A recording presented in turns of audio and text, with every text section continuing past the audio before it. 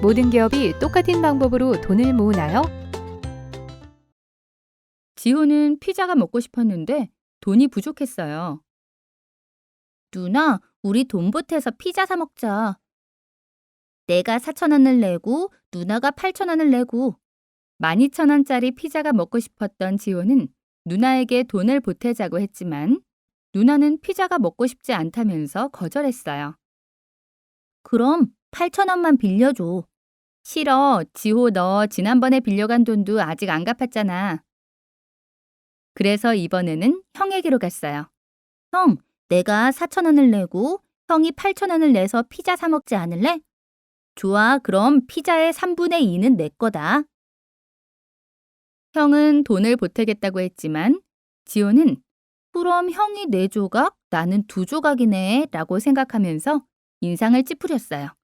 그러자 형이 왜 싫어? 네가 4,000원을 내고 내가 8,000원을 내니까 당연히 내 몫이 3분의 2가 되어야지 라고 했고 지호는 어쩔 수 없이 알았어, 그렇게 해 라고 했지요. 여러분들도 지호처럼 무언가가 먹고 싶거나 사고 싶은 것이 있지만 돈이 부족했던 적이 있나요? 그때는 어떻게 했나요? 부모님께 달라고 한 사람도 있을 거고, 지호처럼 다른 사람과 돈을 보태거나 아니면 빌린 사람도 있을 테지요. 그런데 개인보다 훨씬 더 많은 돈이 필요한 기업은 어떨까요? 기업을 만드는 사람이 엄청나게 부자라면 돈이 모자랄 염려가 없을 테니까 어떻게 돈을 모을지 걱정할 필요가 없을 거예요. 하지만 대부분의 기업들은 기업을 만드는 사람들이 가진 돈만으로는 사업을 할 수가 없답니다.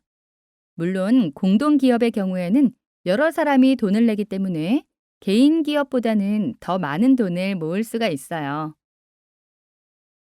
하지만 그렇다고 돈이 항상 충분할 수는 없어요.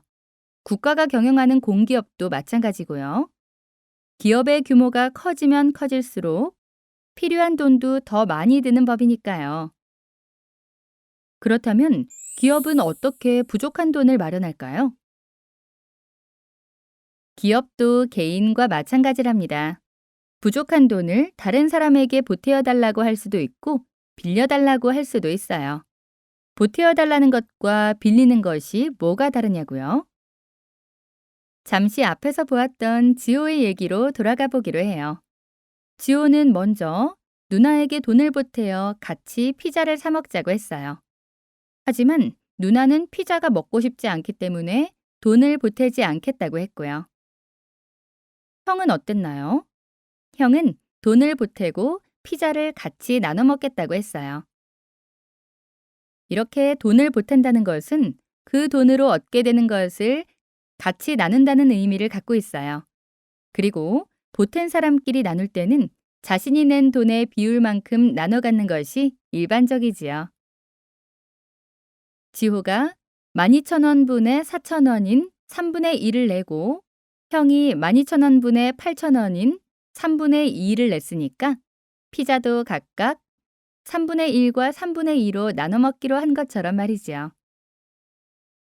이제 빌린다는 말에 대해서 알아보기로 해요. 빌리고 빌려준다는 말은 보탠다는 말과는 달리 같이 나눈다는 의미가 없어요. 빌린 돈으로 무엇을 하든지 또 그 돈으로 무엇을 얻게 되든지 돈을 빌려준 사람과 함께 나눌 필요가 없답니다.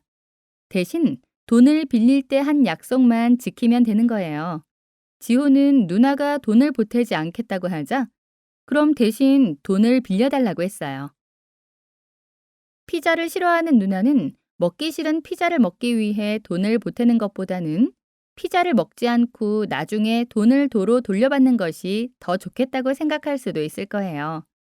하지만 누나는 지호가 나중에 돈을 갚겠다는 약속을 지키지 않을 거라고 생각했기 때문에 돈을 빌려주지도 않았지요. 보태는 것과 빌리는 것의 차이가 이해되었나요? 돈을 보태는 사람과 돈을 빌려주는 사람을 뜻하는 것을 좀 더 세련된 단어로 표현해 볼게요. 돈을 보태서 같이 나누는 사람을 동업자라고 하고 약속을 믿고 돈을 빌려주는 사람을 채권자라고 한답니다. 그럼 이제 다시 기업의 경우를 생각해 봐요. 1,000만 원이 필요한 사업을 하기 위해서 4사람이 동업을 하기로 했어요. 그런데 4명의 동업자가 가진 돈을 모두 모아보니 800만 원밖에 되지 않았어요. 4사람은 나머지 200만 원을 어떻게 마련할까 고민했어요. 여러분이라면 어떤 방법을 선택하고 싶나요? 만약에 기업이 벌어들일 수 있는 이윤이 많다고 생각되면 돈을 빌려서 사업을 하는 것이 더 유리할 거예요. 반대로 기업이 벌어들일 수 있는 이윤이 그렇게 많지 않다면 오히려 동업자를 구해서 함께 사업을 하는 것이 더 유리하지요. 물론 경우에 따라서는 2가지 방법을 같이 사용하는 것이 더 유리한 경우도 있어요. 어쨌든 기업은 더 유리한 방법으로 부족한 돈을 마련하고 싶어 할 거예요. 하지만 기업은 반드시 원하는 대로만 자본을 조달할 수 있는 것은 아니랍니다. 왜냐하면 돈을 갖고 있는 사람이 그 기업에 돈을 제공하고 싶어 하지 않을 수도 있기 때문이지요.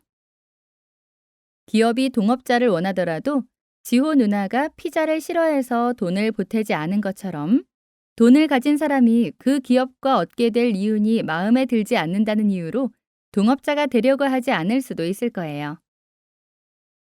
또 기업이 채권자를 원한다고 하더라도 지호 누나가 지호를 믿지 못한 것처럼 채권자가 기업을 믿지 못하면 돈을 빌려주려고 하지 않을 테지요. 그러니까 기업의 경영자는 기업에 유리한 방법으로 원하는 대로 필요한 돈을 조달할 수 있도록 기업을 잘 이끌어야 해요. 사람들이 좋아할 만한 멋진 사업 계획을 세우고 실천할 수 있도록 노력해야 해요. 그리고 무엇보다도 약속을 잘 지킬 거라는 믿음을 줄 수 있도록 해야만 해요.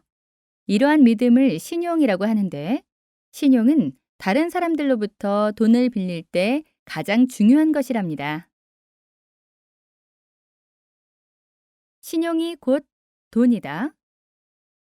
신용이란 미래에 어떤 대가를 치를 것을 약속하고 현재 무언가를 빌릴 수 있는 능력을 말해요. 보통은 돈을 갚을 능력과 돈을 갚으려는 의지를 합쳐서 신용이라고 한답니다. 그래서 신용은 곧 돈이라고도 하지요. 신용이 좋으면 돈을 빌리기가 쉽지만 신용이 나쁘면 돈을 빌리기가 무척 어렵지요. 그래서 신용이 좋은 사람은 신용이 나쁜 사람보다 훨씬 더 많은 돈을 빌릴 수 있고 또 미래에 지불해야 하는 대가도 더 작답니다. 요즘에는 돈을 마구 빌려 쓰고 갚지 않아서 신용이 매우 나쁜 사람들이 많아요. 이런 사람을 신용불량자라고 하는데 신용불량자가 되면 일자리를 구하기도 힘들어지고 더 이상 돈을 빌려 쓸 수도 없게 된답니다.